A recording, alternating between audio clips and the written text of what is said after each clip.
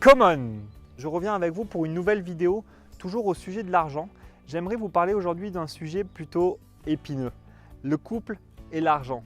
En fait, dans le couple, il y a beaucoup de personnes qui en parlent trop ou pas assez. Pas assez parce que souvent c'est un sujet qui est tabou, surtout en France. Peu de personnes y voient clair par rapport à l'argent, surtout au sein du couple. En plus, c'est une des premières sources de conflit dans le couple et ça peut engendrer des séparations à cause de différents conflits. Donc dans cette vidéo, j'aimerais vraiment qu'on parle et qu'on essaye de comprendre pourquoi c'est un sujet qui est source de conflit, quelles sont les erreurs qu'on peut éviter et aussi quelques conseils qui peuvent vous permettre derrière d'améliorer votre relation avec l'argent au sein du couple. Premièrement, c'est parce que chaque personne a une vision différente de l'argent. Qu'est-ce que j'entends par là? Par exemple, l'homme peut penser que l'argent est sale, que l'argent c'est que par héritage, l'argent ça fait du mal aux gens parce qu'il y en a qui n'en ont pas, etc. Alors que la femme peut très bien penser l'argent ça permet de contribuer, ça permet de redonner aux autres, ça permet de vivre des expériences, d'acheter une jolie télé, de payer des études à ses enfants.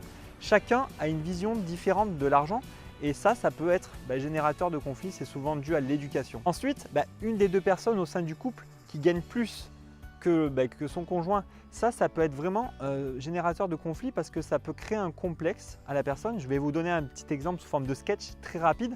Je vous donne un exemple, par exemple, vous vous retrouvez un jour dans le magasin avec votre femme et elle vous dit regarde ce super canapé, il est super joli. Et là vous lui dites oui mais ce canapé il est à 3800 €, chérie, ça va être compliqué. Ouais mais regarde il irait super bien dans le salon. Ouais mais il est quand même cher. Oh de toute façon c'est moi qui paye.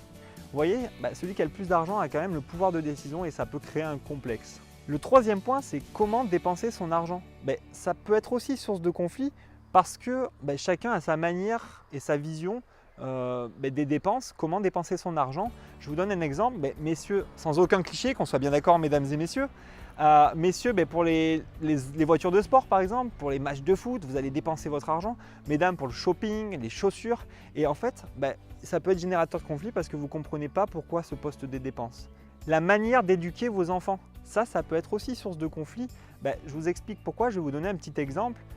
Chérie, regarde, notre fils a eu 18 sur 20 en maths et je lui ai donné 50 €. Oh non mais ça va pas, moi mon père, j'ai dû travailler des heures et des heures pour avoir 50 €, il doit travailler le week-end, on ne gagne pas des centimes comme ça.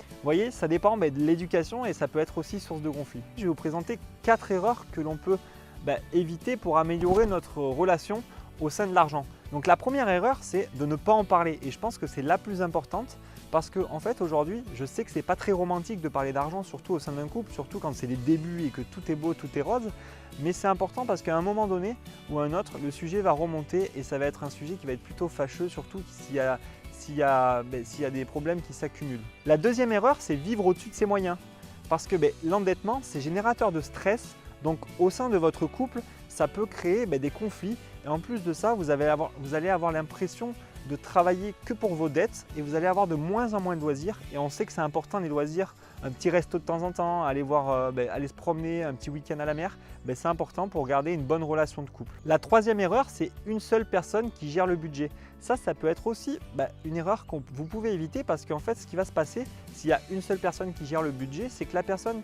qui ne gère pas le budget va avoir l'impression de n'avoir aucun contrôle sur les finances, donc elle peut se sentir dévalorisée et la personne qui gère tout peut avoir un sentiment que tout repose sur ses épaules, donc ça peut être un problème.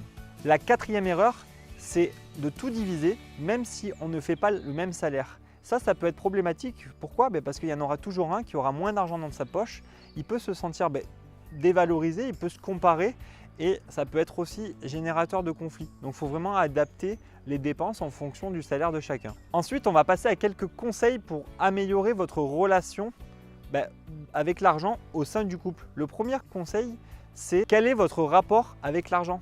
Par exemple, vous êtes plutôt dépensier, économe, parlez-en, dites à l'autre qui comprenne comment vous êtes. Est-ce que vous voyez l'argent plutôt comme un gage de sécurité ou plutôt pour augmenter vos dépenses? En fait, si vous vous connaissez l'un et l'autre, quand madame va acheter une paire de chaussures, monsieur va comprendre qu'elle a eu une pulsion et qu'elle avait besoin d'acheter ça. Le deuxième conseil, c'est quels sont vos rêves et vos objectifs de vie.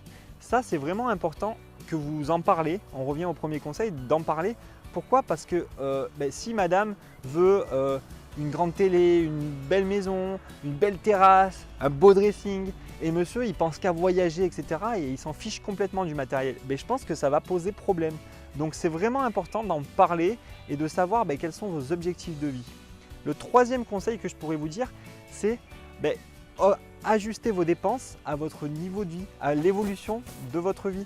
Je m'explique. Si jamais monsieur a une augmentation, si vous vous attendez à un bébé, si vous changez de quartier, si vous changez de pays ou de région tout simplement, il faut vraiment en parler et ajuster vos dépenses par rapport à ce changement dans la vie. Pour conclure, je dirais que pour améliorer votre relation avec l'argent, il faut en parler.